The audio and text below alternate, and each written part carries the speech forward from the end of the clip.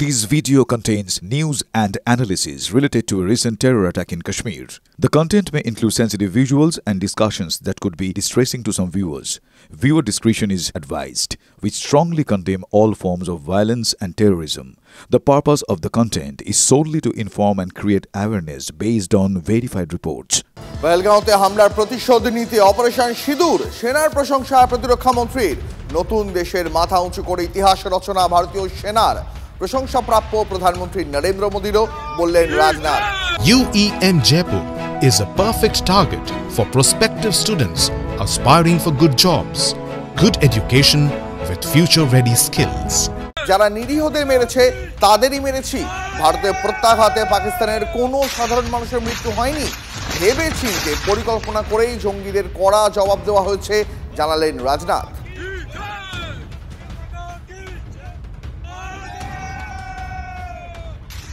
हमारे भारत की सेना ने हम सभी भारतवासियों का मस्तक ऊंचा किया है। हमारी भारतीय सेनाओं ने अपने अद्भुत शौर्य और पराक्रम का परिचय देते हुए एक नया इतिहास रच दिया है। हमने जो लक्ष्य तय किए थे उन्हें ठीक समय तय योजना के अनुसार सटीकता से उन्होंने ध्वस्त किया है और किसी भी नागरिक ठिकाने सिविलियन पॉपुलेशन को जरा भी प्रभावित न होने देने की संवेदनशीलता भी हमारी सेना ने दिखाई है। हमारे सेना के जवानों और अधिकारियों को पूरे देश की ओर से मैं साधुवाद देता हूं और सेना को संपूर्ण संबल प्रदान करने के लिए अपने प्रधानमंत्री माननीय नरेंद्र मोदी जी को भी मैं साधुवाद देता हूं। हमने हनुमान जी के उस आदर्श का पालन किया है जो उन्होंने अशोक वाटिका उजाड़ते समय किया था। जिन मोहि मारा तिन मोहि मारे।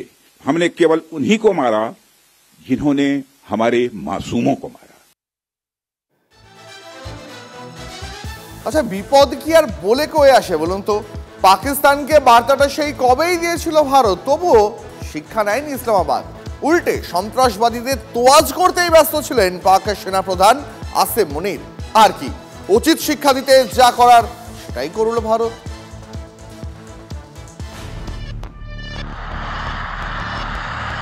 মধ্যরাতে অপারেশন সিঁদুর, থরহরিকম্প পাকিস্তানে। ভারতের প্রত্যাঘাতের পরই তড়িঘড়ি সর্বোচ্চ পর্যায়ের বৈঠক পাকিস্তানের প্রধানমন্ত্রীর। বৈঠকে শাহবাজ শরীফের মুখটা দেখুন, উদ্বেগ কতটা বডি ল্যাঙ্গুয়েজে স্পষ্ট। বৈঠকে উপস্থিত ছিলেন আসিম মুনির, থমথমে মুখ। এই মুহূর্তে সবথেকে বেশি চাপে পাক সেনা প্রধান। কেন? দেখুন, চাপ বাড়ছে মুনিরের ওপর। ভারতের ভয়ে সিঁটিয়ে ইসলামাবাদ, অথচ সেদিনও কত হম্বিতম্বি। अगर हमारा पानी बंद करेंगे तो फिर जंग के लिए तैयार हो जाए। ये जो गोरी शहीन गजनवी ये चौकों में सजाने के लिए नहीं हमने रखे हुए, ये हमने हिंदुस्तान के लिए रखे हैं बाबा। ये जो 130 एटॉमिक हमारे पास वेपन है वो हमने सिर्फ मॉडल बनाने के लिए नहीं रखे हुए। পাক প্রতিরক্ষা মন্ত্রীর হুঁশিয়ারি শুনলেন। বুধবার শরীফের সঙ্গে বৈঠকে ছিলেন পাক প্রতিরক্ষা মন্ত্রীও। এদিন তার অত লম্ফঝম্প নেই। পাক প্রতিরক্ষা মন্ত্রীর পাশেই আবার পাক তথ্য সম্প্রচার মন্ত্রী আতাউল্লাহ তারার। অপারেশন সিঁদুরের পরই এক ইন্টারভিউয়ে পাক তথ্য সম্প্রচার মন্ত্রী পাকিস্তানের মাটিতে জঙ্গি ঘাঁটি গুড়িয়ে দেওয়ার প্রসঙ্গ উঠতেই দিনকে রাত বানিয়ে দিলেন তারার।